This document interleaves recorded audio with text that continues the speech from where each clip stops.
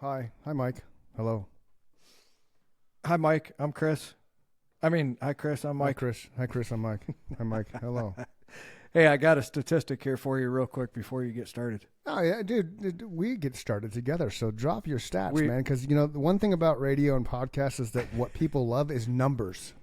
So when you drop stats, and I'm saying this facetiously because it's the first thing that the producers on iHeart told me when they agreed to do the Real Talk USA with the real estate guy, don't talk about numbers because it will drive people away. So what did the other person that came on after my show, like I opened the door, right? Yeah. I don't know. You open this box, man, squirrel. No, that's fine. Go right ahead. So, I'm intrigued. so then this lady jumped on my coattails and put her show on. Every fucking 15 minutes, she drops statistics. Every 15 minutes about something or other. And she's one of those fucks that's, if I don't sell your house, I'll buy it. And what people don't realize, well, yeah, she'll buy it for fucking 20% less than it's worth just to fuck you out of your equity. So, but I told you I'd buy it.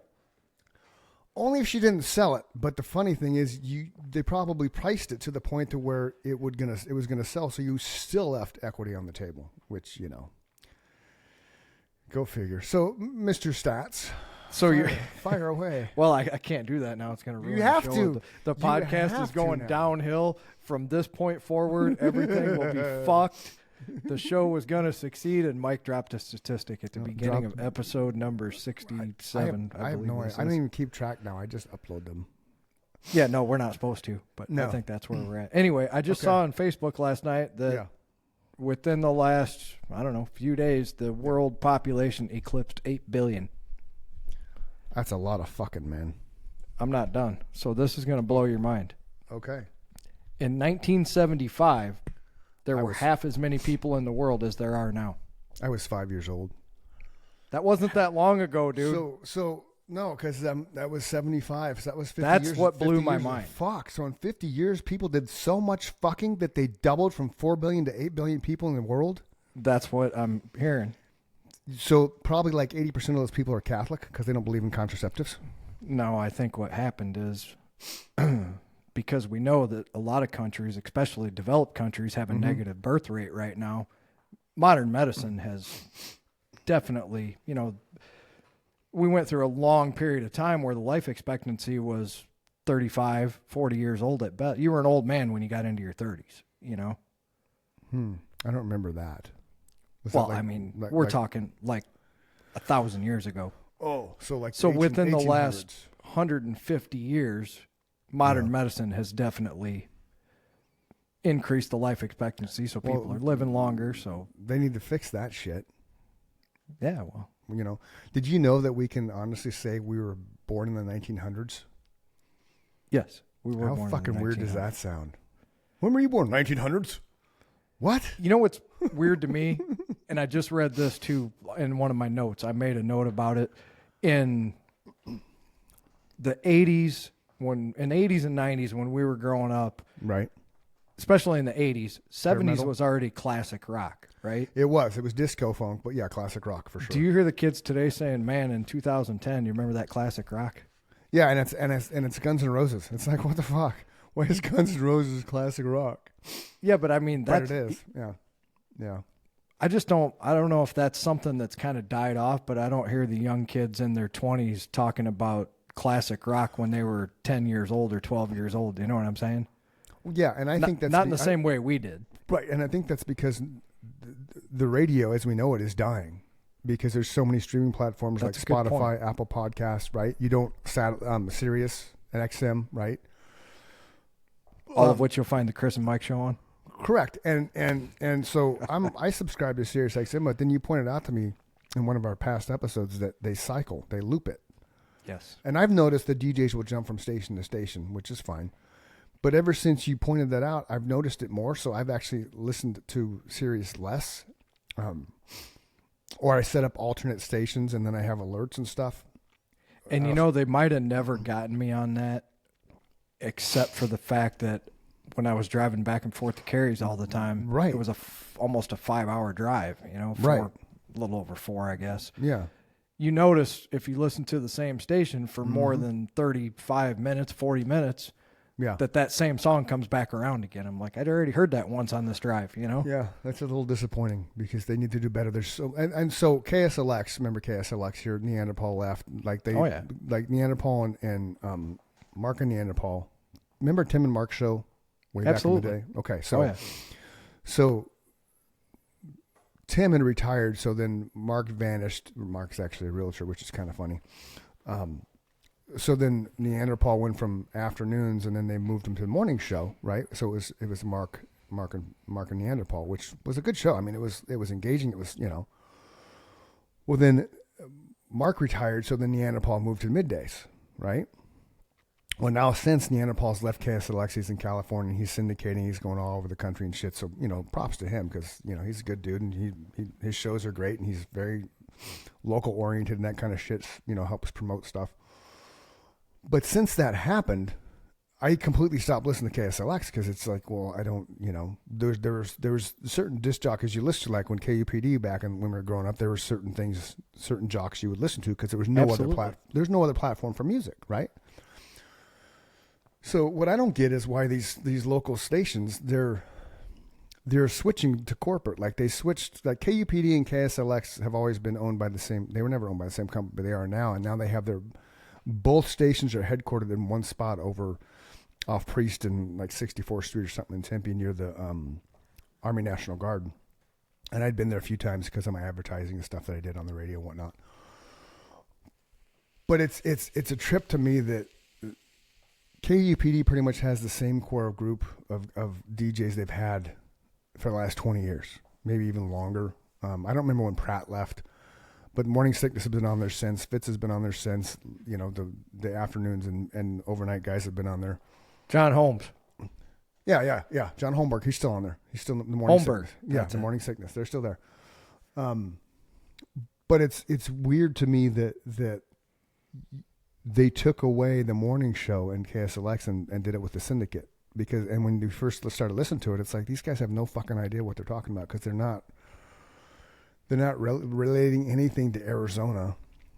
And so I just stopped listening. I was like, I don't want to. Yeah, but corporate media doesn't care. Yeah. They don't understand that, and that's why they're dying for sure. Right, and that's the disappointing thing about doing that.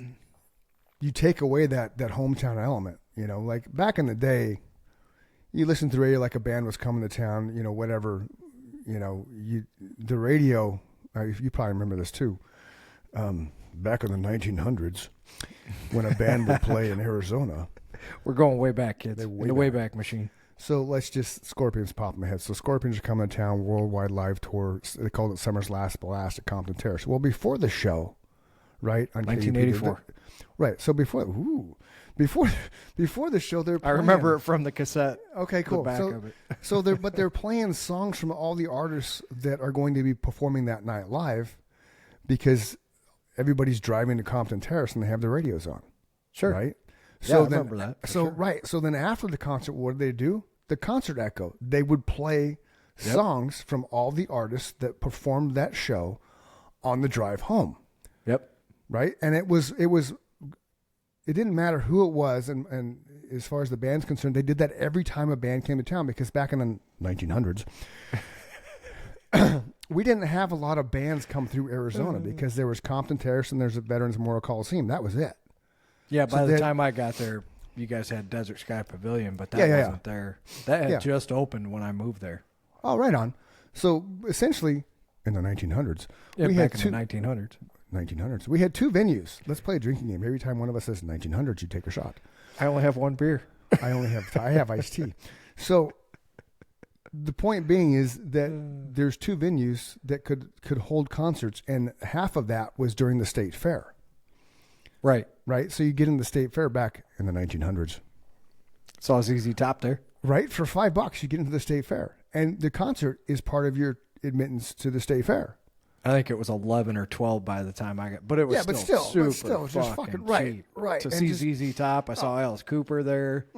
Everybody that was anybody that Steve wanted Miller. that wanted to get to Arizona and play in front of an Arizona crowd, they were either state fair or they were outside of that scope, but there was only those two venues. The Compton Terrace, which is now a racetrack something, and Arizona Veteran Memorial Coliseum, which what do they call it? Madhouse on McDowell, right? I remember. Yeah. I remember seeing concerts there, and they had those square roof tiles like in offices, you know. Yeah. And the bass would be so driven that roof tiles would fall off every now and then during the show. That's awesome. Literally bringing down the house. Yeah, absolutely. So that's interesting that that's just one of those things that, growing up in... Fun fact for the folks at home, Right. Compton Terrace was owned by Stevie Nicks' dad. Yes, it was. And Stevie Nicks actually lived in Arizona, Fountain Hills. I knew somebody that knew somebody.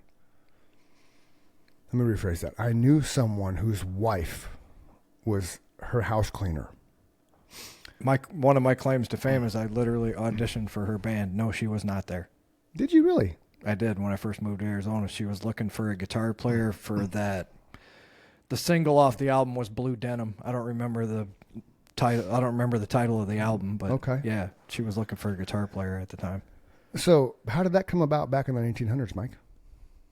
You answered an ad in a newspaper that got delivered to your door, and you had to call a number, and somebody answered the phone, and they said, please come to this address, and it was a warehouse downtown Phoenix, and they had literally a stage set up, and it was a cattle call of guitar players. You just went in, you played 2 or 3 songs, and if you only made it halfway through the first song, you knew that you were not going to get the gig, and at that time in my life, I was not quite the player that I am today, so... Did you make it through the first song? I made it through the first song. I didn't make it through the second song. Do you remember the song? Oh, fuck. One of them was Edge of 17. Oh, okay. So you had to play their songs. Because I know you don't. Oh, you never subscribed to actually learning other bands' material. No, I was not a big, and it showed in spades during that. So did you know what players. Did you know what songs you'd have to play before you got there? They gave you 5 songs that you had to learn that the band would ask you to play, and that's what it was. The band was there, and that's it. You know, basically, they had a backup vocalist that did the vocal lines. Okay.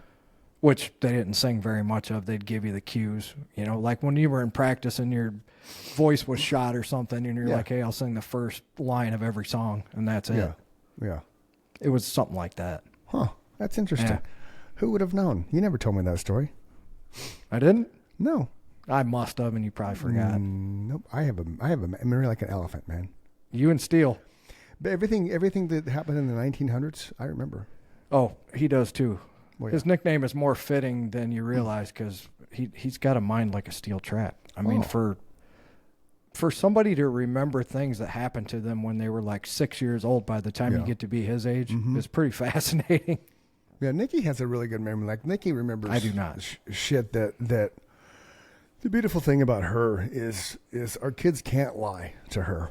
It's impossible because anybody really can't lie to her because she picks it up. She remembers the little nuances of whatever was, whatever encompasses the conversation, and they try to bullshit their way through it. She's like, she's an insanely good judge of character. The fact that if at any given time in my life when I was going to change brokerage or something, and then she would meet the owners, or meet the people, like within 5 minutes, it's like good person, bad person. Like she just knows. We definitely have that in common.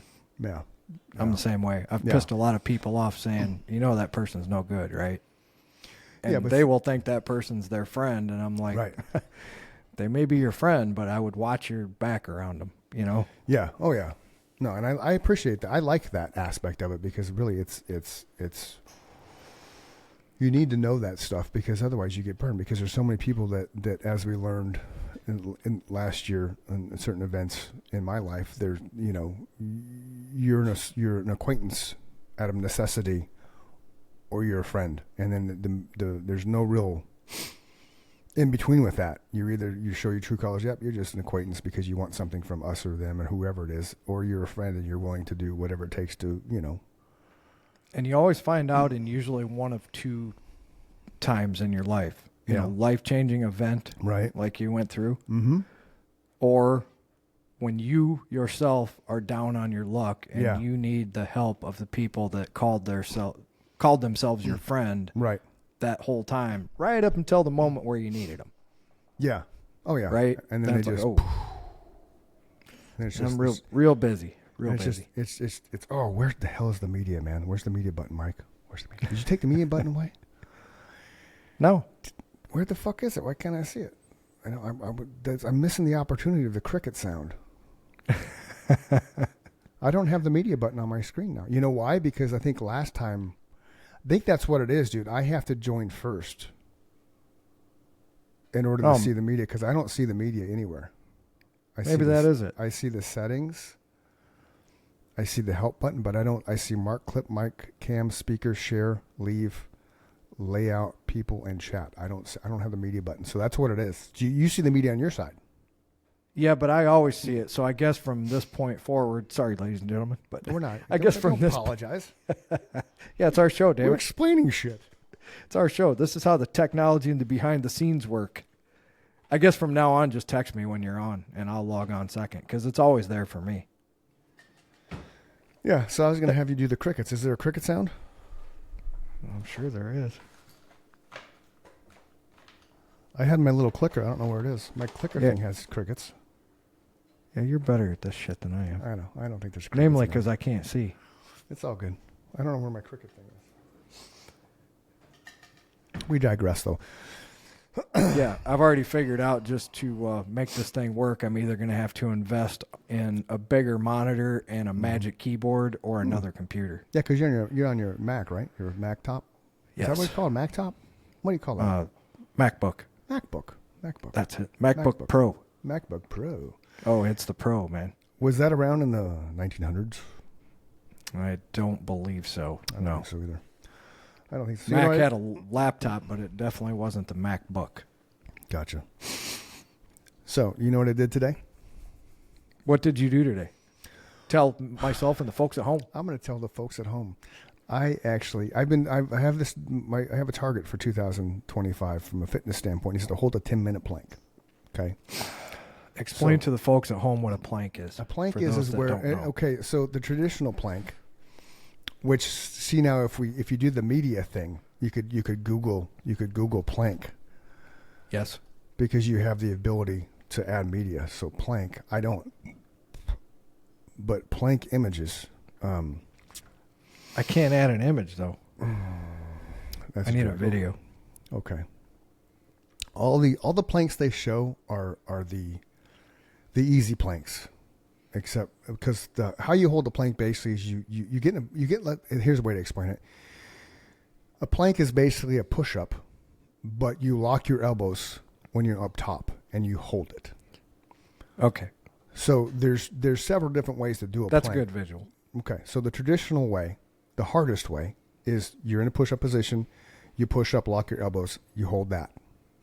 Okay. That's the I got I'm making a fist. I am. I mean, most people do push-ups with flat palms down, push up, lock your elbows, and then so your body is basically tight from the neck to the feet. Oh, I got you. My elbows are locked, just like I'm in the up position. Okay, correct. I was confused myself. Okay. Correct. So a plank is. I'm with you now. Right. So a plank is flat hands on the ground doing a push-up. You push all the way up. You lock your elbows. You hold that shit. Okay. So nationally, in the national average of holding a plank is 2 minutes. If you can hold a plank for 2 minutes, then you're good. That means your body is your core is tight. You can handle a lot of athletic endeavors, things like that, because you have a good general core strength. Okay. To make it harder, because we all know I need to be challenged, I will start my planks with my knuckles on the ground. So I do a fist push-up with my knuckles facing the ground. Okay, and that's how I've always done them. So I did it up to 5 minutes holding on my knuckles without altering. Okay, and then once I got to 5 minutes, I started altering to palms down. So I'm in my push-up position with my knuckles down, and I switch my hands every minute to the palm. I hold that for a minute and go back to the knuckle.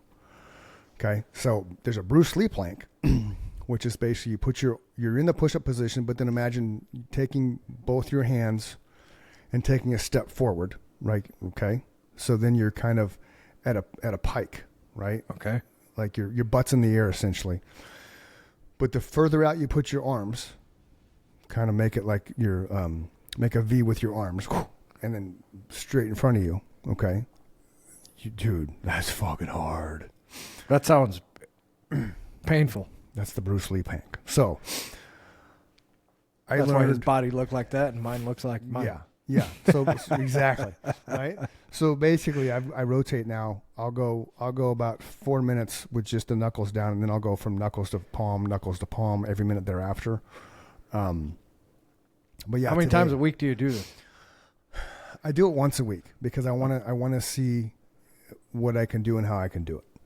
Okay. So basically, I broke the 8-minute barrier today, so I held a plank for 8 minutes 3 seconds. That's fucking crazy, man. Last week I held it for 7 minutes 33 seconds. So that's the same position for 8 minutes and 3 seconds. Mm-hmm. The only way that it alternates is I'll go palm to knuckle. I can't believe that see, this is why we do the podcast. Now my curiosity struck me. What is the world record for planking? Oh, it's fucking insane, dude. Because a Marine did it. Plank.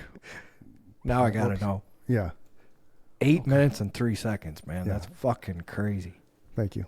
And what I'm going for is 10 minutes. So the longest time in abdominal plank position for a male, and again, they're doing it to where their elbows are down. So you do a push-up like I do, it's harder. But you can drop to your elbows, and that's still a plank. That's what I thought you were talking about. That's still first. A plank. You can still do that. That's still a plank. If you hold, if you're on your elbows to your, and then in the push-up position, that's a plank, but it's not the hardest plank. Okay. So these are like planks for pussies. Basically. You're supposed to say you're not even participating, Mike. I know that. I'm just I'm talking about the guys in the planking world. So an Illinois man. Hey, damn right. Damn right. On his elbows though, but still. On his elbows. Tired that day. He held a plank and for a record 10 hours, 10 minutes. 10 hours and 10 minutes. Holy fucking shit. Mm-hmm. The 16-year-old plank record, a 16-year-old girl named Gabby Uri, set the women's world record for planking. Holding the plank position for 1 hour, 20 minutes, and 5 seconds. Wow. Let's see. Currently, the world plank record stands at more than 9 hours, 38 minutes held by a man. That was April 9, 2024. But this one up here shows the guy did it for 10 hours. So that's why I was just going to say, maybe his wasn't official or something. Maybe not. You know, that Guinness shit's got to be official. Yeah. The Australian plank record is 9 hours, 30 minutes, and 1 second. And all these images are showing the guys on their elbows. So when I do the elbow one, I do the meditation pinky thing, and I hold my hands up this way because you're not supposed to have them together, so you want to have them apart because it's harder. The longest plank ever, again, 9 hours, 38 minutes, and 47 seconds. So let me ask you this. Yes. Because that's fucking insane. Yeah. To think that somebody could hold a plank as long as I'm at work right now for 10 hours is astronomical. So when you got to 8 minutes and 3 seconds, yep. What was your mental capacity to think that you could get to 10 minutes? I could have gone further, I think. But when I went in today... I guess my question is real quick. Do you feel like 10 minutes is achievable yet? Or, absolutely. Okay. Absolutely. It's not like... I equate it to like when I'm learning new techniques on the guitar. Okay. I know like how far I am away from succeeding at that specific task, right? It's like, oh, this is going to take a while. Or I'm pretty close, but you know. Well, here's another thing that kind of fucks it up. So my timer on my phone will black out at 5 minutes. So then while I'm in plank position, I have to hold one arm plank and swipe up the phone to open it back up to see the timer. To see where you're at. Right. Because it times out. The screen times out. Like it goes for 5 minutes and I'm like, what the fuck? And I don't have the phone in front of me. I have it down to where I can't see it, to where it's kind of on my abdomen area, because I'm holding the plank and I'm either looking forward, or 90% of the time my eyes are closed because I'm focused on my breathing. Because that's the thing. The biggest part of holding a plank is breathing. People forget to breathe. I think that applies to so many things in life, because I really I told you when I sent you that clip the other day of me jamming, I was like halfway through my session. I played for another 2.5 hours after that, which I haven't played that long in forever. But when you're really concentrating on making things happen, I think breathing is everything for sports, any kind of art, especially physical fitness. No question, man. Because as soon as you lose control of that, you lose control of the ability to control your body. You know, like in the music world, that's where your timing comes from. Yes. As you're breathing, you know. If you're holding your breath in, you get tense. Yep. Your timing suffers. If you start breathing too rapidly, then you panic and anxiety sets in. That fucks up your timing. I agree with you wholeheartedly. Yep. I think that applies to a lot. Yeah. So as of February 7th, 2024, okay, February 7th, 2024, the average time for a plank to be held by a man was 1 minute 77 what the fuck? Why do they have to do it like this? The average plank time for females is it's like 1.5 minutes, so a minute and a half, and for minutes 1.77 minutes for males, but that doesn't make sense because that would be 2 minutes. They're saying 1 3/4 minutes is what they're saying. That's fucking stupid. Yeah. Yeah. So here's the breakdown. Okay. Because I know all you listeners want to know about this. This is the plank average breakdown on a national level. Okay. A poor plank is 15 to 30 seconds. So you can do better than that, Mike. A below average plank is 30 to 60 seconds. You could still probably at least do 60 seconds, I'm thinking. An average plank is between 1 and 2 minutes. Above average is between 2 and 4 minutes. I don't know, man. If it's physical, I give up pretty easy. Well, but that's all in your head, man. I know you are. So that's for men. So let's see what women, and understand women have babies. Okay. And so I tell Nikki when we're doing planks together, I'm like, you're stronger than you think you are. Like we worked out today. Yeah, but they're not stronger than they think they are scientifically because their bone density isn't as. I understand that, but it's all in your head, man. Because when I was still going, you could hold that plank till your fucking arm snaps, but I don't want to see her do that. No, well, agree. You know. So the average. They do have physical limitations, though, for sure. They do, that. but they have babies, so that's why they're marsupial in nature, and that's why they're aliens. That just means they can withstand more pain than we can, which I fully agree with. Correct. Okay, open this up. Show me this. Oh, fuck off, you stupid thing! Like, why are you doing that, man? Okay. I just want to see the picture. I hate that fucking. Okay, so. Proposed percentile norms for plank male and female. Okay. 17 to 65, 90% can do 4 minutes. Wow. I'm not even on there with 8 minutes. There's nothing else to read there. You're off the charts? Yeah. The proposed percentile norms for plank male, female, ages 17 to 65.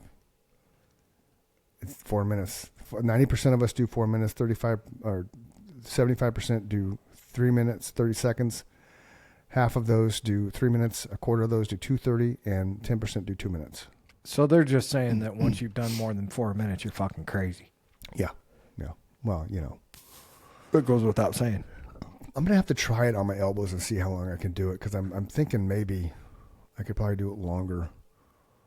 Oh, go here. There's a Guinness World Record. Okay, so the Guinness World Record. Oh, that's funny. It says Guinness World Record for men's health, and it shows a chick. Look. She identifies as a man, Chris. Apparently. 4 hours, 19 minutes, 55 seconds for a female is the Guinness World Record for a female. And that's on the elbows.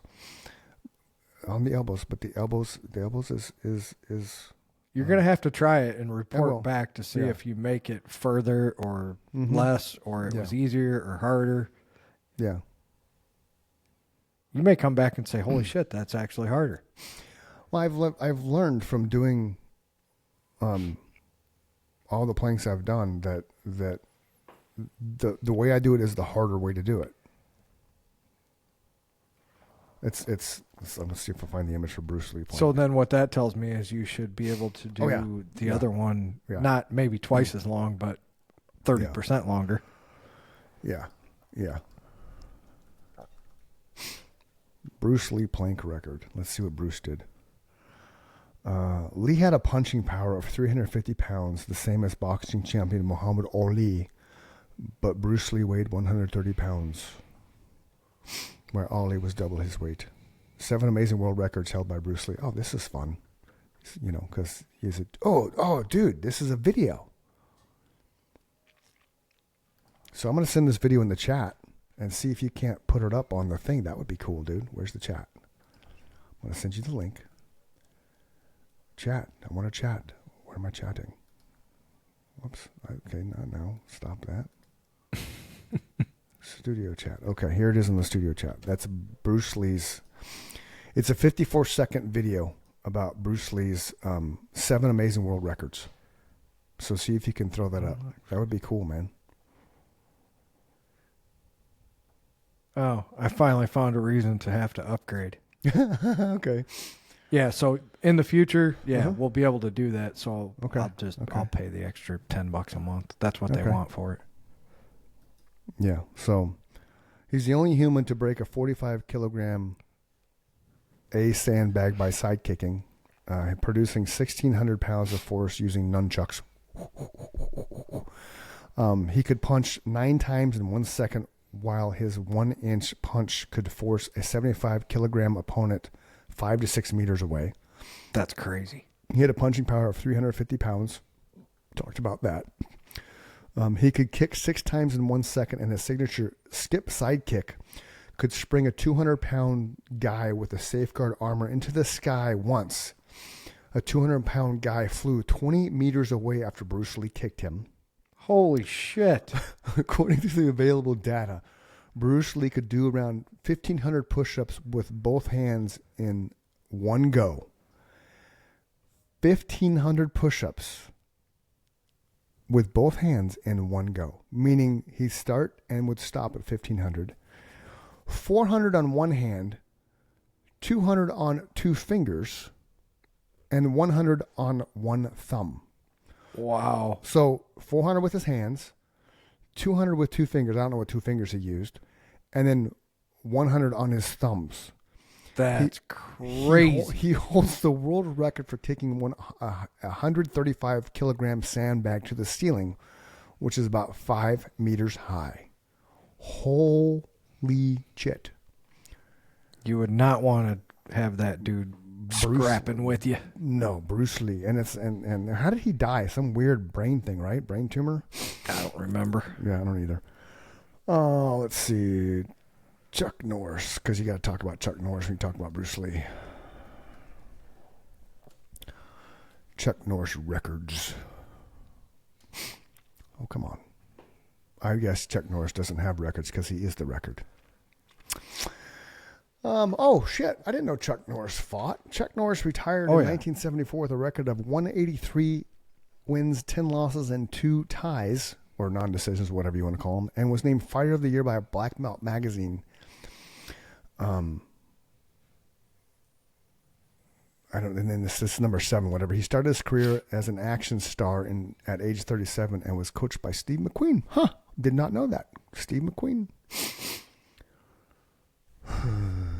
Chuck Norris. Oh, yeah, okay. That's the only record they're showing. I wanted to see, karate stuff, but I guess not. I guess you're not going to get that. Well, his shit's so old, there's no recorded evidence. I mean, I'm sure there is recorded evidence, but it's probably not very good.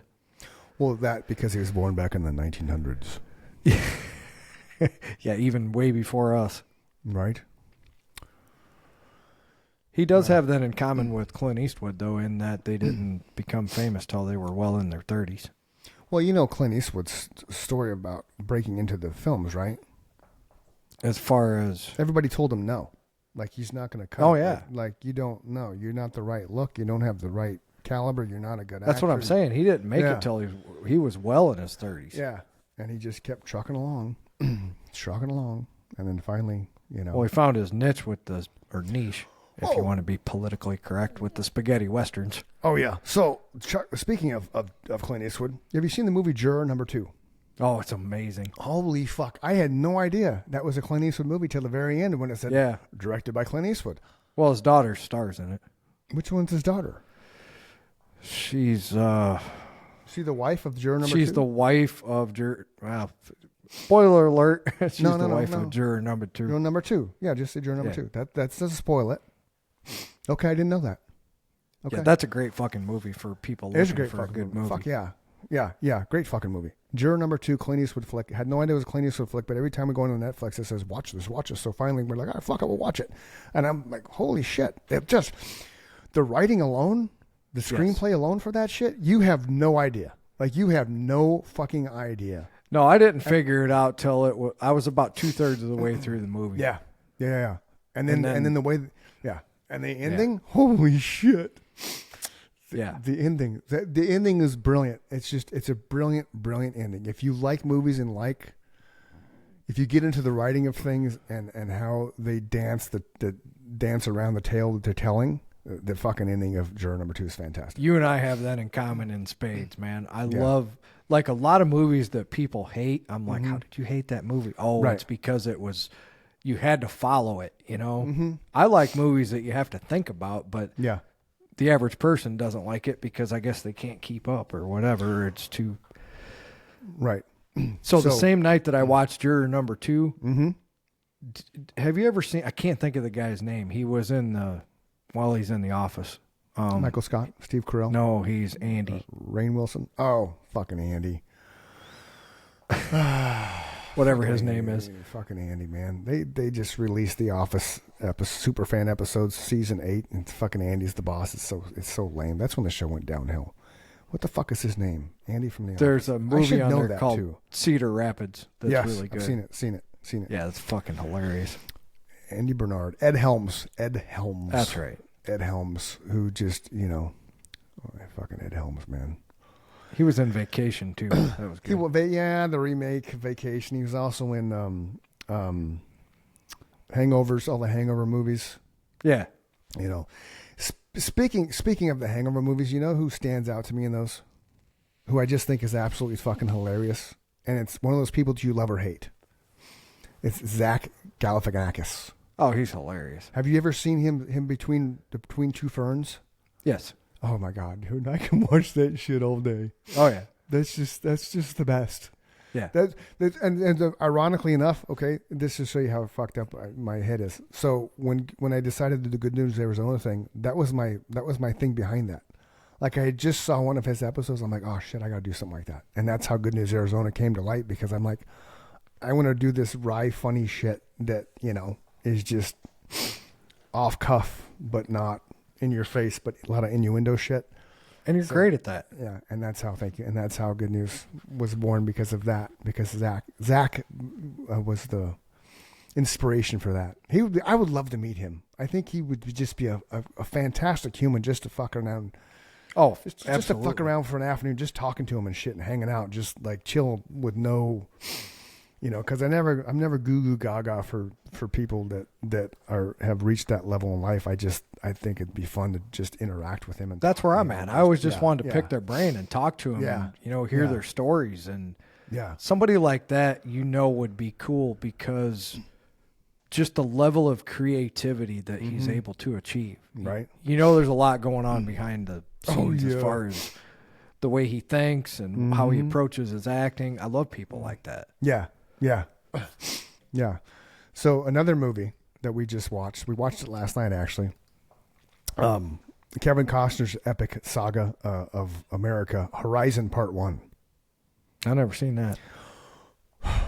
It's 3 hours long, and it's only Part 1, so probably Part 2 is going to be 3 hours long. It drags a little bit, but Costner being Costner, he's all about telling the stories, right? He's not about flashbang, woo, when he started his career as a director and a writer and shit, like going back to Dances with Wolves and Waterworld. People hated Waterworld, but if you look at it, I actually like that movie. I did too, because if you look at it from a storytelling standpoint, it was a great fucking movie. Now, granted, it was made back in the 1900s, but it's still, I liked it, even though it tanked. Dances with Wolves, I mean, he won so many Oscars for that shit because of storytelling. Outstanding. Right. So that's why Yellowstone, I think, is so successful, because of storytelling. Again, outstanding. Right.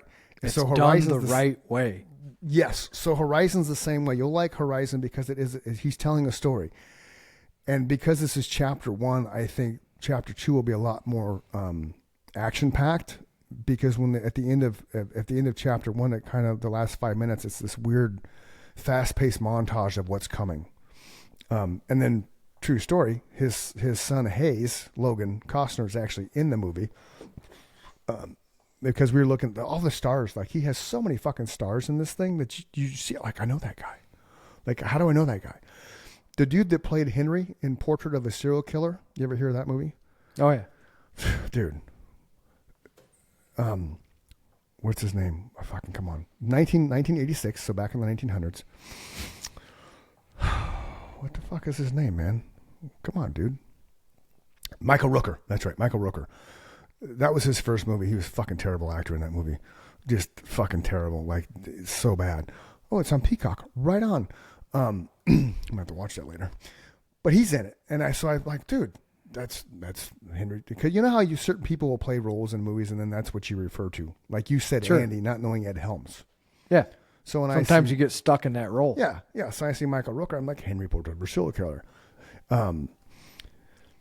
But yeah, really, really good fucking movie. Now, since we're talking about the boob tube, have you been watching The Penguin? Oh yeah, I'm done. That's amazing. So it's only got one season out right now. Yeah. Right. So did the saying. last episode just make you go, what the fuck? Oh yeah.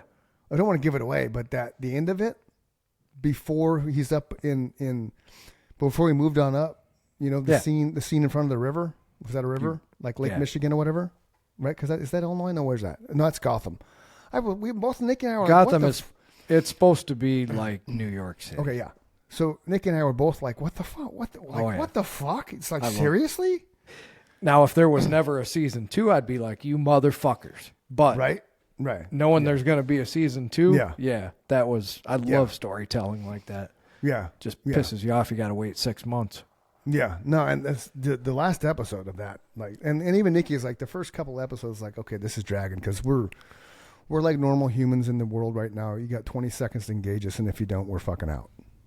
Yeah, see, I'm not there. I never had a family, and I've never been married, so I've been able to soak in those kind of things. I know. People's lives are fast. Yeah, I was kidding about 20 seconds, but it's the thing though that I don't have the patience sometimes for the building up to lay the foundation of shit, you know, and then like some of these series they do. I forget one we watched that was about vampires and shit. It took them like 6 episodes to get good. And so every episode I'm like, this is fucking stupid. This is fucking stupid. Why are we fucking But you have to look at it like, so in the Penguin's case, that was necessary writing and backstory telling, right? Agreed. Absolutely. There's sometimes that's unnecessary, and even I will be like, you could have fucking saved 2 episodes by cutting out all this bolt, right?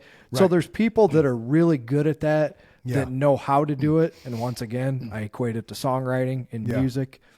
I love people, and I do it myself a lot, where you foreshadow things. Like I'll do something maybe half as long as I'm going to when you hear it the next time. Or I'll do the full thing one time and then not do it again for 30 measures, you know? Yeah. I love that in storytelling if it's done right, you know, the foreshadowing, which you're familiar with. You went to school for that, so. Right. I love that foreshadowing if it's done right. Now, like you said, there's a lot of times where people are not good at that and they just waste your fucking time for 2.5 hours and like you could have got right to the meat and potatoes, you know? Yeah, agreed. And that's my biggest issue is just that. It's I get the filler part and I understand that you have to have the foundation, but sometimes it's like, come on, man, what the fuck? Let's go. Let's just fucking get. You have to model yourself after people who are really good at it. So, you know, like your Game of Thrones, your Sopranos, your Lost, your, you know, watch those directors and those producers if that's what you want to do. Don't think you're better than them because that's why they were ultra successful and you're not. You know, that's the way I always look at those things. Yeah, but the one thing I will say about the Sopranos, though, since you brought it up, you know, woke up this morning, got a boom boom in my eye. Yes. David Chase, brilliant man, married to Michelle Pfeiffer, sexy as fuck. And And Nikki knows that I think Michelle Pfeiffer's sexy as fuck, so I can say that. If she knocked on the door You right can now, say anybody's sexy as fuck as long as you're not actually fucking them. Well, no, if Michelle Pfeiffer knocked on the door, it's a game on. And she's aware of that. But the odds of Michelle Pfeiffer knocking on my door, you know. But so David Chase is brilliant, right? We'll Just fucking brilliant writer, fucking brilliant cinematographer. Sopranos was engaging from day one. Like it wasn't. There was nothing that made you not want to watch that show from the very first episode, and it was because of the characters. James Gandolfini was just a brilliant fucking thespian. Like he became Tony Soprano, and the vulnerability that he showed was, I think, the main thing that why people were drawn to that, because here you have this big tough, you know, motherfucker who can, you know, kill somebody in a blink of an eye, but at the same time, he struggled with the same day-to-day bullshit as everybody else. Right, and that was the brilliance of that of that series. Yeah, you felt for him. That was the brilliance, as you felt for this guy who probably would kill his own mother if he had to, right? I can relate to that. Yes, but when he would sit there and go, you know, how do I save this kid, when he was talking about his son that time? Remember when AJ tried to kill himself in the swimming pool? And he's sitting there talking to the counselor, and he's you know, just like you said, vulnerable. Yeah. Everybody felt with him what he felt at that time. That's acting on a level that you cannot teach somebody. No. Just like you can't teach somebody to play like Eddie Van Halen. You know? Although... Have you seen the clip? Speaking of Eddie Van Halen, have you seen the clip of Corey Feldman opening a show with Limp Bizkit? Like, there's maybe 20 people in the crowd. I don't think so. Motherfucker busted out Eruption. Not once, but twice, because Fred Durst went out on stage, and legit, there was maybe 20 people. It was like he was probably the first band out of 12 that were playing, because behind him you see all the black curtains covering all the gear. Like we know what that means, right? Because we were the band that was on the little part of the stage. Right. So you got like the second band's riser, then the third band's riser, the fourth band's riser. Like you see these giant shadows of black tarps covering, and it keeps going deeper and deeper. And Corey Feldman's on the front with his drummer and his bass, and then him. And Fred Durst walks out there, and this is recent because Corey Feldman's recent right now, and Fred Durst is old as fuck, but. He's like, we're, you know, there's no tracks, there's no behind tracks, there's no computers. This is nothing. This is just fucking Corey Feldman. And see, this would be another good moment to throw this shit up on it. And like the legit dude, he busts out Eruption. He plays halfway through it, and Fred Durst stops him. He's like, all right, do it again. Fucking did it again. No shit. I don't. And that's awesome. Right. And Corey Feldman's, he's all fucked up in the head because, you know, the shit that happened to him when he was a young actor in Hollywood, which, you know. Dude's been. He tried to tell everybody about what's happening. Everybody. See, there's another clip we could show. He tried to tell. Look that up, ladies and gentlemen. What was it? The 90s, late 80s, early 90s. Look up. Corey Feldman tries to expose Hollywood a decade ago, 2 decades ago. Yep. Pedophiles. Yep. There was he literally was almost, or he was in fucking tears. Was he telling Oprah? I don't remember what he was doing, but he was on one of those talk shows, Montel, Oprah. He was on somebody's talk show, and he was just like pleading with them to listen. Yeah. Yep. And nobody would. And some of the stuff I don't like. There's a story about Corey Haim being raped by Charlie Sheen on a sound stage or something, and I don't really believe, because you can't imagine that sound stages are not vacant. They're not empty. There's hustle because been there, done that. No, and unless the guy's the fucking Rock, no man is raping any other man. Exactly. So that's back to the whole don't feel sorry for the boy who fucked the teacher, right? Right. And I'm not discounting the story because I wasn't there, but that's a story that Corey Feldman has shared, and I don't see that. It's kind of like how Scott Baio was supposedly, when he was doing Charles in Charge, fucking Nicole. I hope he did. Well, he did, because they've talked about they had a relationship. Okay. Good for him. But she waited till right. But I was in love with her. Who wasn't, dude? There's a movie called Blown Away. Okay, there's 2 movies called Blown Away. One's a Tommy Lee Jones and Brad Pitt, where Brad Pitt plays an Irish great movie, whatever the fuck you call it. What are the Irish dudes that blew shit up? IRA. Yes. So Brad Pitt plays an IRA guy. Okay, so that's one Blown Away. The other Blown Away is Corey Haim, Nicole Eggert, where the plot is Corey Haim, or Nicole Eggert wants Corey Haim to kill her father because she claims he's a control freak. Does she get naked in the movie? Oh my God. Really? What's God. it called again? Here, let me write. Blown away. Thing. No, really blown away. I don't know where you find. No, seriously, dude. Seriously. I'm just being funny. I don't have to write it down. You told me. Yeah, blown away. So by all means, if you were a Nicole Eggert fan, Oh yeah. Yeah. But but see, that came out a part of the Me Too shit. But when we did that 216 roll call of Me Too's a couple of shows ago, Scott Baio didn't come up at all, because she came after that and claiming that he did all this stuff because there was an age gap, 17 to 19. Okay, I get it. I was 19 years old as a senior. I was 18 years old as a junior. So, but that was back in the 1900s, where now if I'm in high school today as an 18-year-old junior and I have a 16-year-old girlfriend, you better believe I'm getting fucked if I do anything. And I mean, you know what I mean? Because that's the mindset of the world now. But back then in the 1900s, there was nothing that said, "Oh, you can't do that," because I told you I was that kid. I was 16 and my girlfriend was 22. So right. So it's kind of mind-boggling that back in the 1900s. Now you go back to the 1800s. You're getting married when you're 13 years old. You're having kids by the time you're 16. You're dead when you're 27. I mean, that was the fucking life expectancy. You don't have any rights as a woman back then. No, you're a grandmother at 40, after you had 12 kids. So, but yeah. Oh, that was one of, speaking of that, okay. I'll never find it again because I want to share this one with you because I had never heard this story and I know you'll be fascinated. But I saved a screenshot of the woman who had the most kids on planet Earth. She was from Russia. Right. 69 children. It was like 16 sets of twins. It worked out to she gave birth 27 times.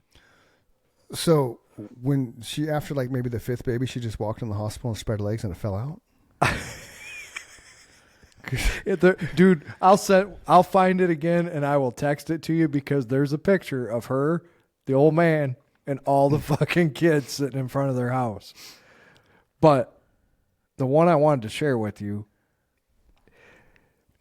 have you ever heard of a satanic group called the Ripper Crew out of Chicago? No, but are they Jack the Ripper wannabes? No, this was I'd never heard of this story. Okay. It says so now this guy's living in Peoria, which is about an hour east of here. Okay. You know where Peoria is at? I do. So it says one of Chicago's most notorious convicted murderers, a member of the satanic group the Ripper Crew, is now living in Peoria. Thomas Cocarellis. Okay. He is known for killing women and cannibalism. Huh. So if you Google the Ripper Crew, you'll find out that these guys were pretty serious fucking dudes, man. I can't believe that neither one of us have ever heard the story. Yeah, that seems. They were actually like a group of serial killers. Like they agreed to be this crew, for lack of a better term. So they just collectively decided, hey, let's go kill people together. Yeah, Google it. See, that's good, man. That's people coming together with a common goal. With a common goal, and they have somebody to hang out with, and that's the biggest problem in the world today. Like when you get to our age, it's like, how do you establish friendships? Well, you have to find a common thread. Like you got to give them that. Right. My thing tonight, the Fun Without Booze, it's my first event tonight, which I wasn't expecting it to be a lights out thing, but it's 2 hours of Top Golf. I think I have 4 people coming, including Nikki and myself. But you got to start somewhere, right? Yes. So I could see that. Hey, let's all, so we could start that like Fascinations of Serial Killers, a serial killer fascination group. And then you could kind of have with this podcast. Right. And you could see how it would evolve into, okay, what are the best methods, right? Well, number one, you can't talk about it. So if you're going to go kill people, you can't talk about it. If you talk about it, you get caught. That's the same with bank robbers. I knew a DPS cop growing up, and he was a baseball coach. And at the time, some guy got arrested for like 27 bank robberies in Arizona. So I asked him, like, dude, his name is Charlie. It's like, dude, Charlie, how can this guy rob 27 banks and not get caught? He's like, well, because he didn't talk about it. I was like, what? He's like, the only people that get caught are ones that talk about it or have the gun in their hand. Absolutely. So if you're going to, Now, you have to understand, in our world now, there's Ring cameras, there's fucking cell phones everywhere.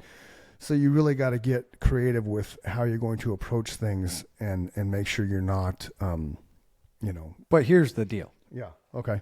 And I know you're the same. Mm-hmm.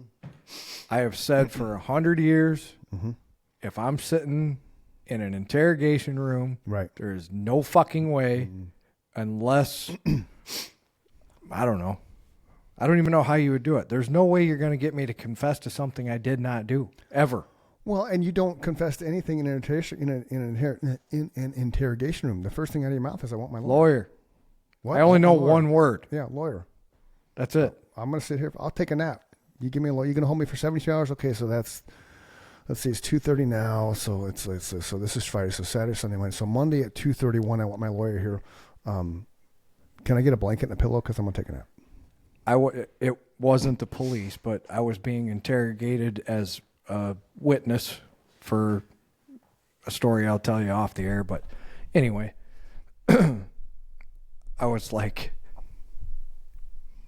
over and over again, I don't know what you're talking about. I don't know what you're talking about. And finally this person was like, I know that you know. And I just looked at that person as stern as the day is long. And I said, are you inside my fucking head? You don't know anything about anything that I know. And I don't know anything about anything that you know. Right. Because you're not in my fucking brain. There you go. You dunce. Mm-hmm. And that ended it?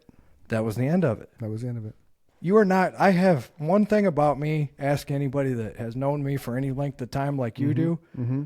If I put my mind to either doing something or not doing something, guess what? Either one of those goals is going to be accomplished. Absolutely. If I do not want to talk to you anymore, I will not talk to you anymore. That's just the way I roll. It's either a good attribute or a bad one, but that's how I protect my peace of mind. So yeah.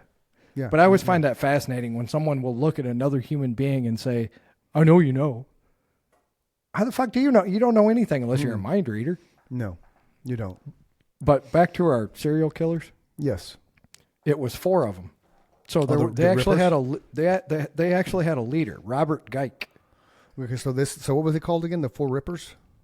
The Ripper Crew. The Ripper Crew of 4. The Ripper Crew consisted of 4 people and had a leader. What was the leader's name? Robin Geik. Robin Geik. Gecht. Geik. Okay. And what did they do? They were a group of serial killers, cannibals, rapists, and necrophiles. Now, see, the rapist thing, that bothers me, because if you're going to be a serial killer, just kill. A necrophiliac is basically having sex with a dead body. Okay? Yes.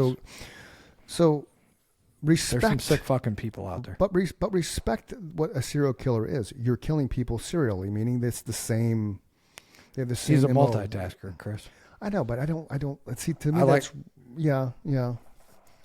I look at it like my serial killer now has another skill set. Okay, I can see that. But I don't get how people can get into having sex with a corpse, though, man. I mean, I'm super glad that you don't. You know,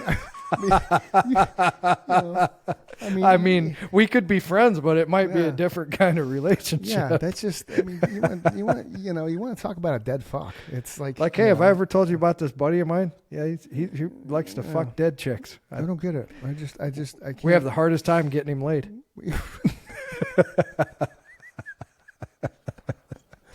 Now, see, the big question there is, do you need lubricant?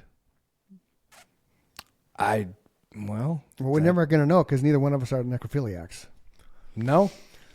And you know, of all the people, I always said that I've seen it all and done it all. Mm-hmm. Then you run into a situation where you realize I have not seen that, nor am I ever going to do it. Right. No. So... No, that's I got to draw the line somewhere. Serial killer, yeah, I can rationalize that. Raping, I don't. Now Ted Bundy was a serial killer, right? One of the most successful ones of his era. He was back in the 1900s, and he did rape. He raped and killed, right? Because that was his thing. But they're all the same. Those guys, I think, that they've proven, through studying their brains that there's something broken in there. Right? Oh, absolutely. That's what makes somebody want to. A normal person does not want to hurt somebody during the act of sex. I mean, that's just no, unless they're sadomasochists and they're into BDSM. Which I've had. Right. I actually had a girlfriend that was into that kind of shit, but yeah. And that's pretty weird when you're, in the middle of something that's supposed to be pleasurable and wonderful to everyone else, and you hear, "Choke me." Like, what? And then you're like, kind of playing around, and you hear, "Fucking harder." Yeah. I don't want to go to prison. No. So these guys murdered 17 women between 81 and 82. Wow. And according to one of the detectives who investigated the case, Geik made Manson look like a Boy Scout. Okay, well, we've talked about Manson before. Manson was convicted of conspiracy to commit murder. He was never convicted of actual murder, which we discovered that on the show because we both have watched and learned and read and researched, Manson to a certain extent. And my biggest thing with Manson was the dude wasn't there. He didn't pull a gun. There's no way he should have been convicted of murder. So then when we did our research, we realized that he was convicted of conspiracy to commit murder because he led, quote unquote, that pact of his followers, even though they will adamantly deny him ever saying or instructing them to do what they did. They said they went to the Tate household on their own free will and did what they did.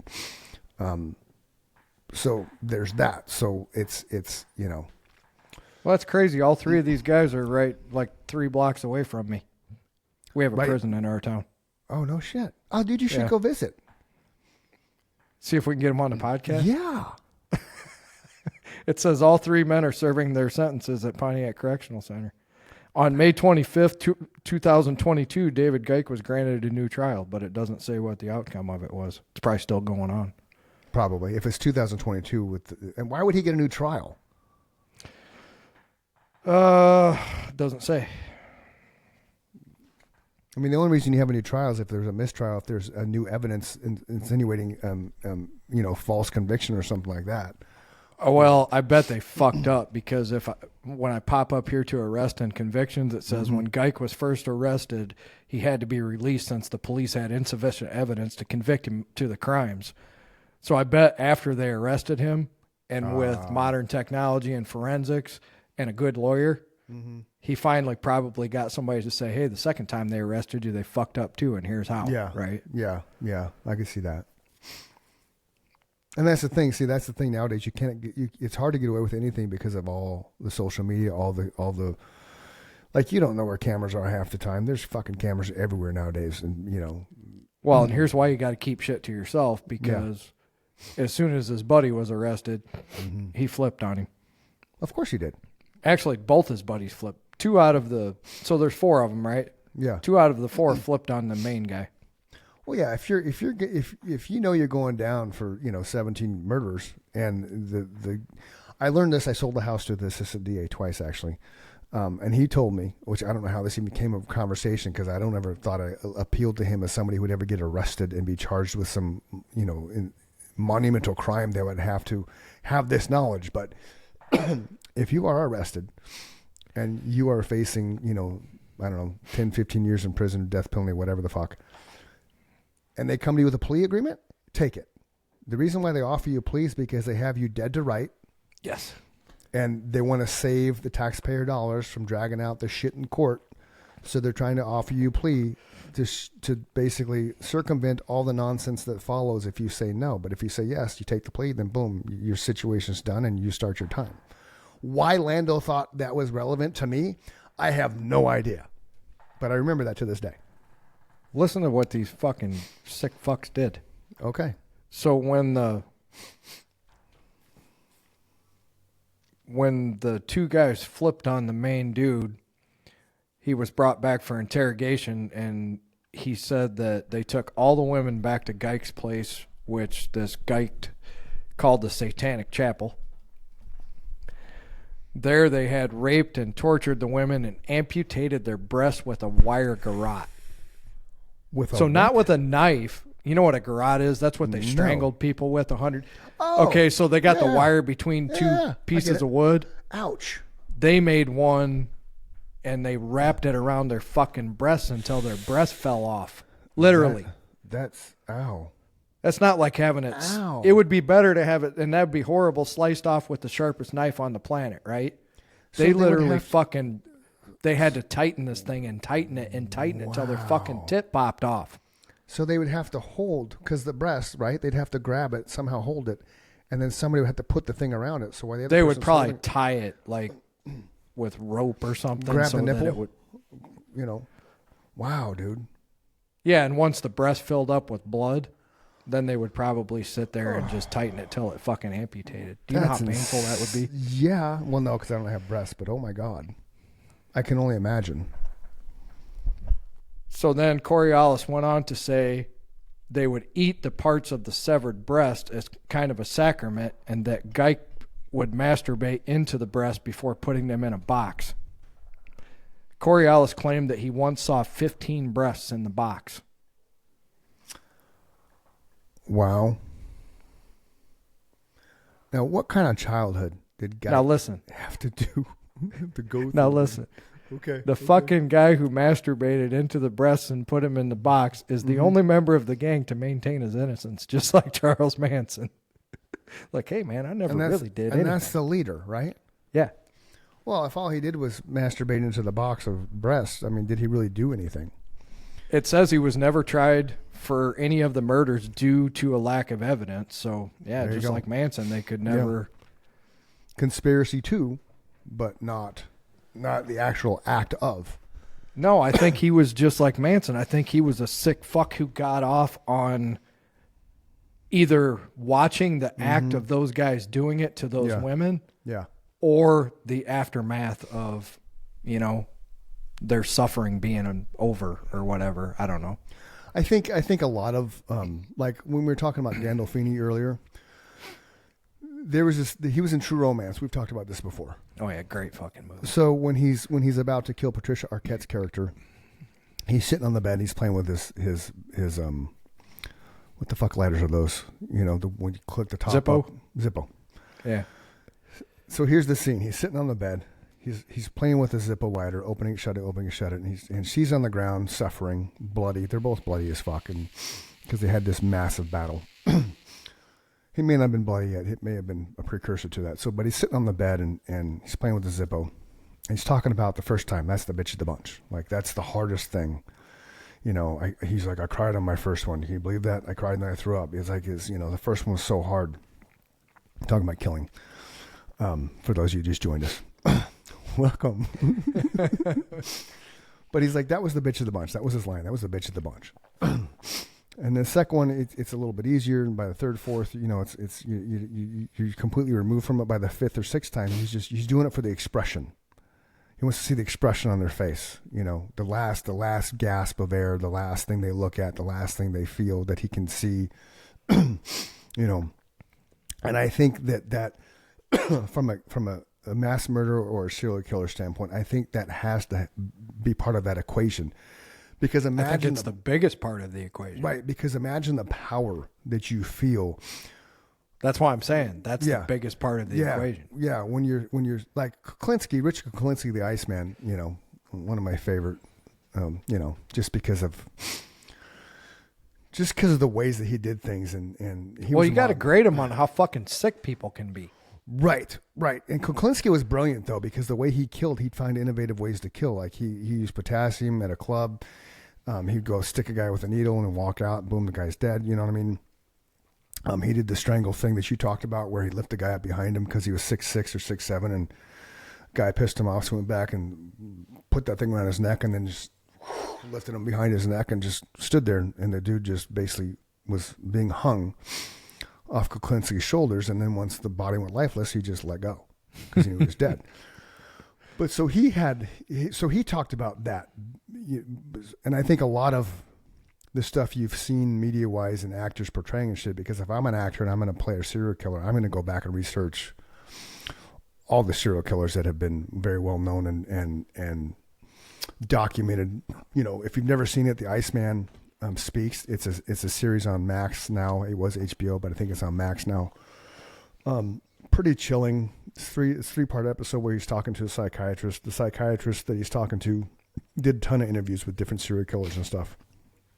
I think that would be fascinating to like the dude I was watching, the Ramirez Speaks, right? Richard Ramirez, and how the guy had over 200 hours of phone calls. I think that would be fascinating to have that much of a conversation and an interaction with someone, which is why you should reach out to the Rippers. Well, I was just going to put a PSA out there, public service announcement. Yeah. They say that at any time there's 4 to 5 active serial killers at all times in the United States. Yeah. So I if think you're there's an more. active, well, that's average. Yeah. So if you're an active serial killer and you would like to come on the Chris and Mike show, we'll disguise your identity. We will, absolutely. We'll disguise your voice. We'll disguise your face. You can just be, the third screen here. And we just want to know what the fuck happened to you. Yeah, because something happened somewhere along the lines of birth. Because everybody starts out the same. We start the same. We end the same. We come in the world the same way. We all leave the same way. We die. Well, here's something you may or may not know. Okay. We got to be careful because we created some of these people. A lot of people don't realize that the Unabomber was part of the LSD trials back in the 60s. This is true. And what people don't realize is when they were doing those trials, you think the amount of LSD or acid your kids are going to be exposed to is dangerous? Right. They fucked these people up. They gave them like 50 times what you're going to get on the street today. Yep. So yeah, the United States government created their own problem because they fried his fucking brain. Yep. That's kind of like how the war on drugs was bullshit. It's robbing Peter to pay Paul.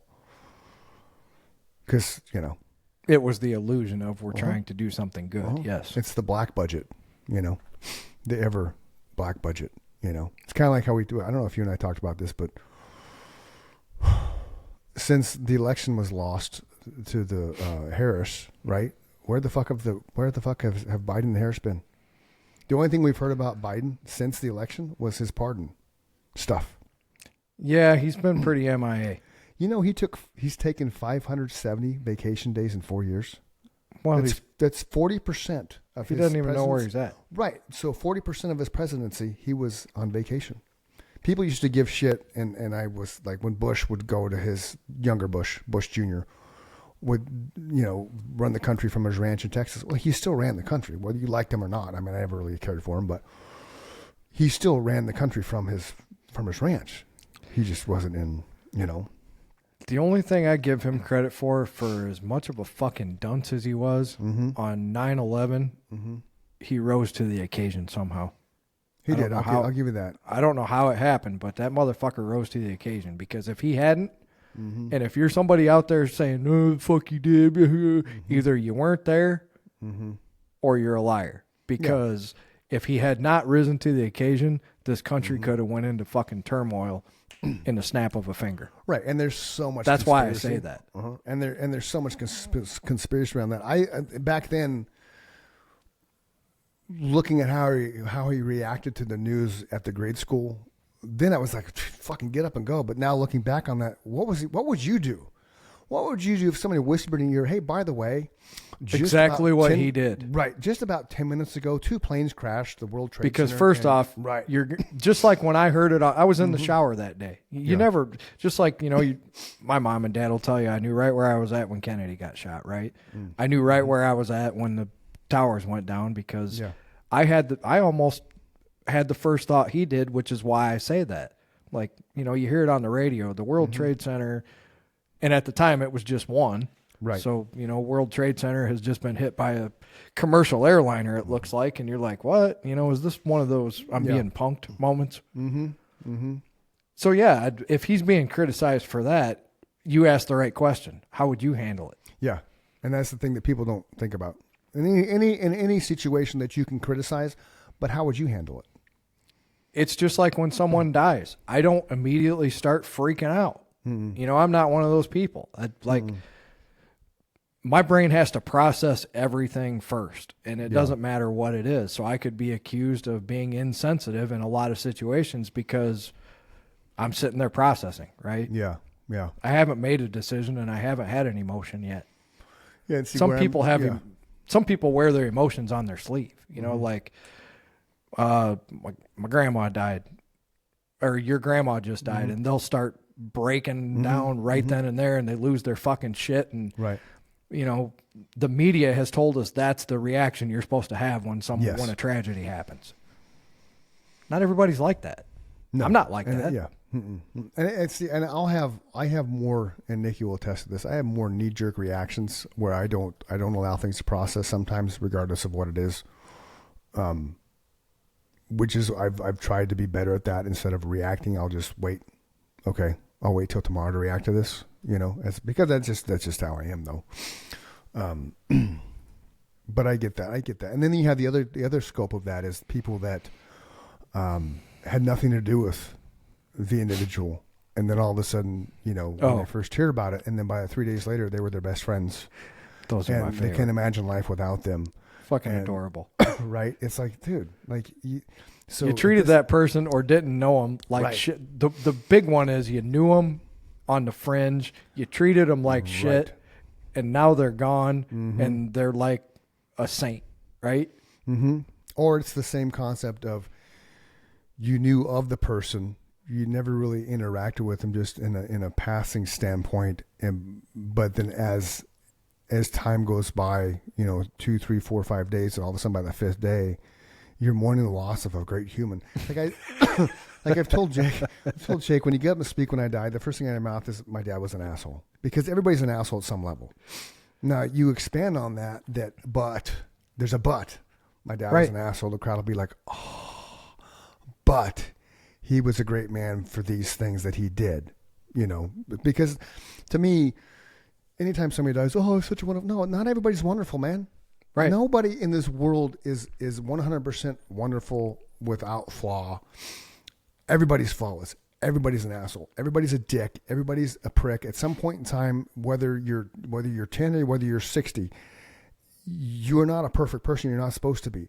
And I've never subscribed to the notion that everybody is perfect and perfect lives, this and that. Fuck that. Life is hard, man. And the longer you live life, the harder it becomes. But you learn how to adjust to it. You learn how to evolve from it. You take what you've learned from history and your experiences, and you apply it to those principles moving forward without even realizing you're doing it, which makes things not as tough as they were originally when you first experienced them. So I'm that guy that just tell it like it is, man. Wonderful human being. Yeah, I was a wonderful human being, but I still was a dick at times. Well, I guess where I'm coming from is if you want to say those things, say it now. Don't wait till I'm fucking dead. Thank you. Right? You want to tell me how wonderful I am? Tell me now. You tell me all the time. My mom tells me all the time. Right. My dad tells me all the time. You know, it's like the people that love me. And that's how I knew how small my circle was.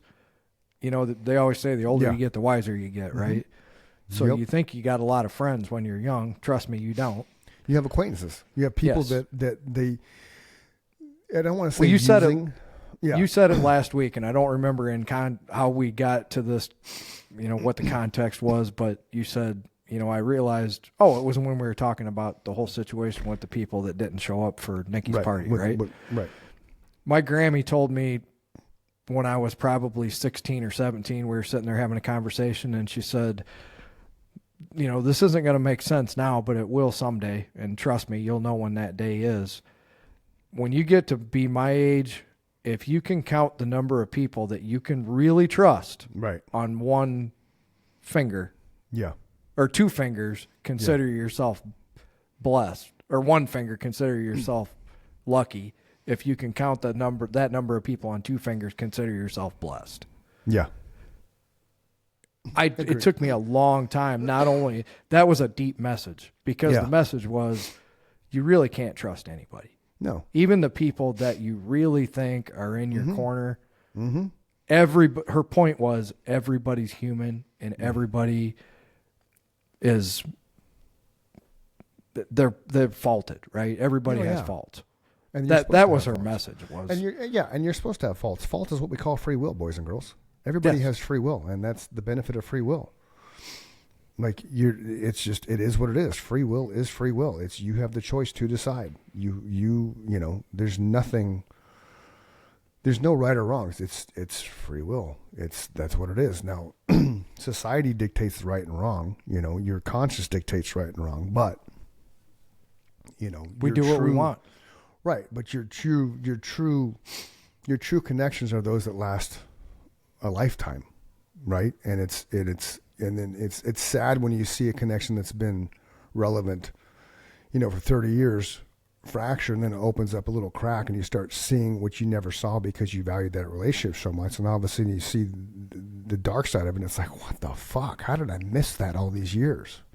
And then you start going back and realizing, oh yeah, used me. Sometimes. Yeah. Or sometimes people just fucking change on a dime too. This is true too. Yeah. You know, she warned me of that too. She taught me a lot of good messages or a lot of good life's lessons. And those were two of them, you know, like you can have somebody, like you just said, you can have somebody in your life for 30 years and then all of a sudden they wake up one day and they don't like you anymore.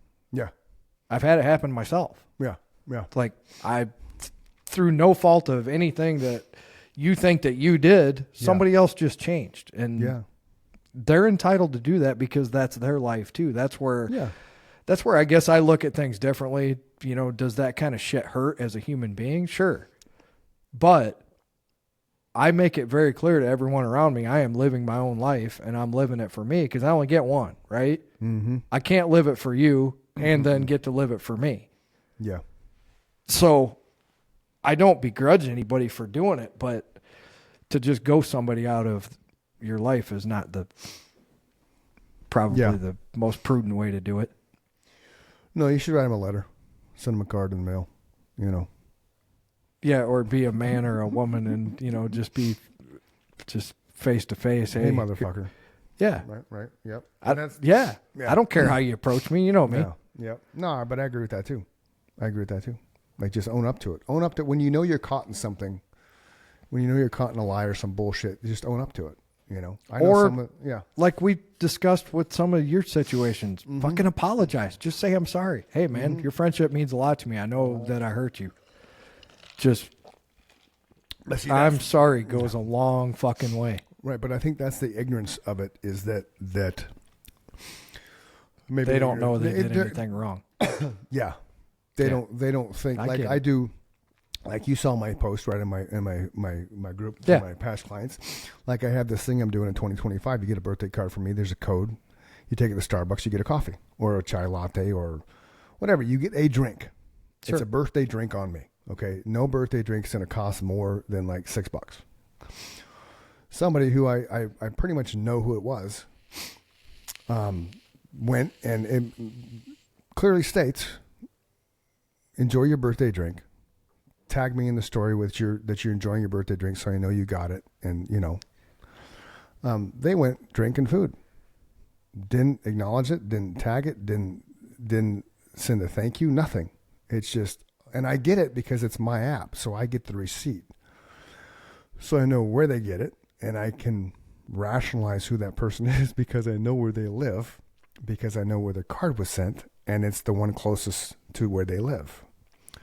So I text that person, hey, you know, happy birthday, but you're just supposed to get a drink instead of what you did, because if you do that, that's the honor system. And if you're going to fuck with the honor system, then I'm going to stop doing what I'm doing, because what's to stop that person from deciding, oh, I'm going to go do it again. I'm going to go do it again. I'm going to go do it again. And then I got to relate back to, okay, I can't put more than $10 on this card. And every time that I send it, somebody gets a card, I'm going to say, you need to call me first before you drop so I can drop the money on the card so you can go get your drink. Right? Right. So it blew my mind that in today's world. But that tells you a lot about human nature. Oh, that's why. That's why a lot of times, dude, I just keep my mouth shut because I want to just say, why are you, and I'm not saying you, I just in general conversations with people, when they start talking about other people, it's like, I can sum this up for you real quick. People fucking suck. If they can find an angle to make it better for them, that's what you just described. Exactly. Right? Yep, exactly. And that's how do I get the most out of this for me? Right. And that's the point. It's like you said, there's 2 or 3 people that are your ride and die, and everybody else has an angle. Yeah. There's an angle to it. That's just life. That's not me being a dick. That's not me being depressing. It's not me being woe is fucking me. Right. That's what I've experienced in 51 years on this rock. Yeah. Yep. Is that there's a few people in my life that I could go back to, yourself, you know. Yep. Every time I've come back to you, it's always been, hey man, what's been going on? You know, it hasn't been, where the fuck you at? What have you been doing? It's, right. You know, and those are connections that we've discussed ad nauseum. You know, it's like they just happen. You don't work at those things. You know, I think you know when those people are in your life. Yeah. That you can trust, that you can tell things to, that you're growing with those people. You're not at odds with them. Correct. Those are my favorite people. Agreed. Because I can be at odds with people real quick in my life. Yep. All I got to do is open my mouth. Yeah. So, before we forget. Yes. Fantasy football. Okay. Oh yes. This is like the fifth year I played fantasy football, and this is the first time I ever made the playoffs. And so I beat, to get to where I'm at, I beat somebody that was 14-0. Okay. And then so my little thing, the app shows me as last week's game was championship game. So I'm like, oh, I fucking won the championship by like just literally 123 to 141. It was that close. Damn. But then I find out I have to play him again this week, and I'm like, that's not a championship game. No, that's what I don't understand. So I don't quite understand the concept. So now who are you playing? The same dude. What is it? Fucking best 2 out of 3? I don't know. The same dude, the exact same dude. And I'm looking at my thing because I got to make sure that I update shit to make sure that I'm, you know. But yeah, you need to text them motherfuckers and say, hey, what kind of operation are you running here? I asked my buddy that helped me, that got me into it, and he's just like, no, you didn't win it. It's still next week. I'm like, okay, but. So why'd they call it a championship game? I have no idea, because even on my app, it's championship. Yeah, at first I thought you were like just in the playoffs or something. I did too. We were talking about it before we started the show, but. I did too. Yeah, when somebody says championship, I think I'm at the end, man. You know, show me the money. Right, exactly. And so that's my thing. I don't understand why it's doing that. And that's what I'm screenshotting right now, is to understand, like Alvin Kamara is doubtful, so I gotta switch him up. You know, Chase Brown's questionable because he got hurt, and then Kate Otten, Baker's tight end is doubtful. So I got 2 doubtfuls now, which is messed up because they're both studs. Baker's tight end is like, that's his outlet, dude, you know. So I got to adjust my shit. But yeah, I'm gonna be a little irritated if I lose the second week of championship round football when yeah, you better make sure you got all the right guys in position. Yeah.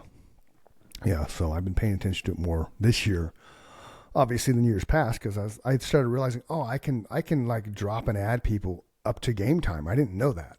Like I thought I thought you couldn't do it like the day of. I thought you was so I didn't play it properly, you know.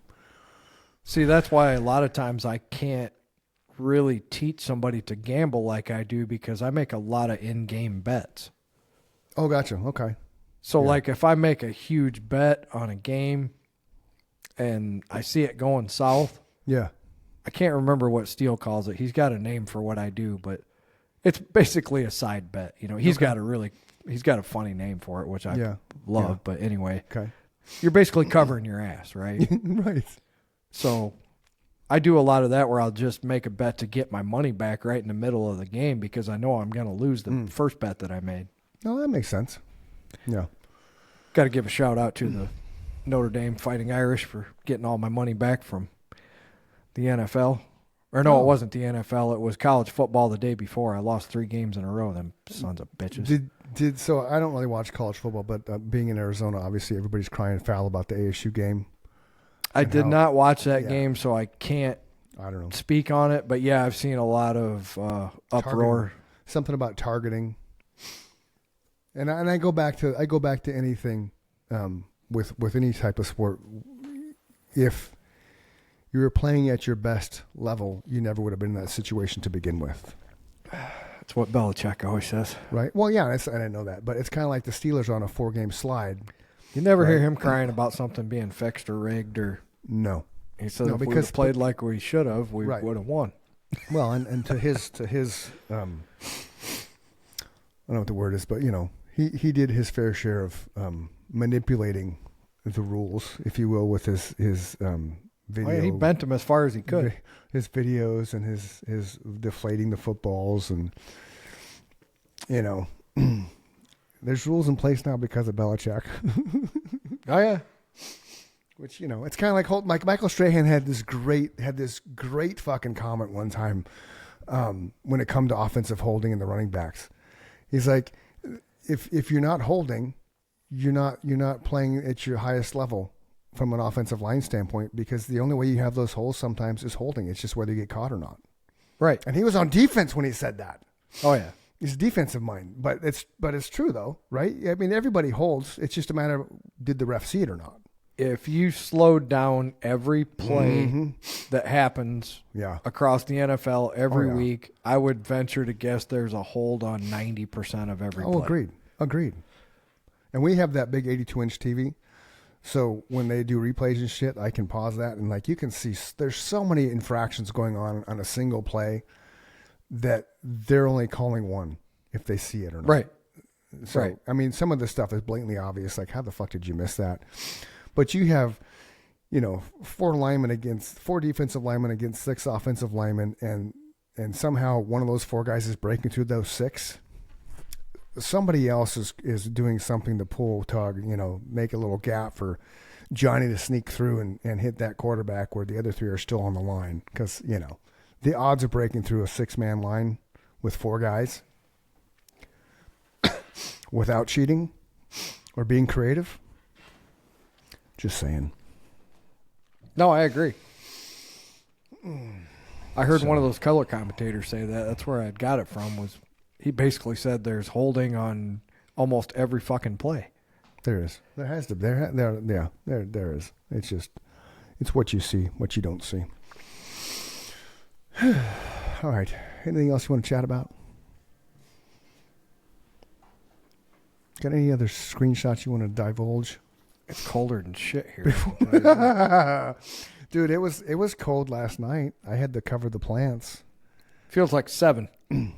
Oh, fuck you. It feels like 77 here. So this is crazy. Check this out, okay? So today's 77 degrees for a high. Tomorrow, and for the foreseeable future, it doesn't break the 70s. We get as low as 63 as a high, and we get as low as 37 degrees for the low, which where I'm at, I'm about 5 degrees cooler because of the open space. So I actually had to cover some of my plants last night. It's not going to be above freezing for 12 days here. Oh, fuck. And freezing's 32 degrees? Yeah. Makes you know that men have nipples too. Oh, yeah, it's fucking cold. And be mindful, women, don't go up and smack that nipple on the guy because it will fall off. Just don't use a garrote. Don't use a garrote. I'm Chris. He's Mike. This is the Chris and Mike Show. Words of advice. Do not use a garrote to take off a nipple. And if you don't know what a garrote is, bad days win. Don't let the bad days win. Ever. Reach out. Somebody loves you. Somebody will always love you. Somebody will miss you if you're gone prematurely, so don't do that. Right? Amen.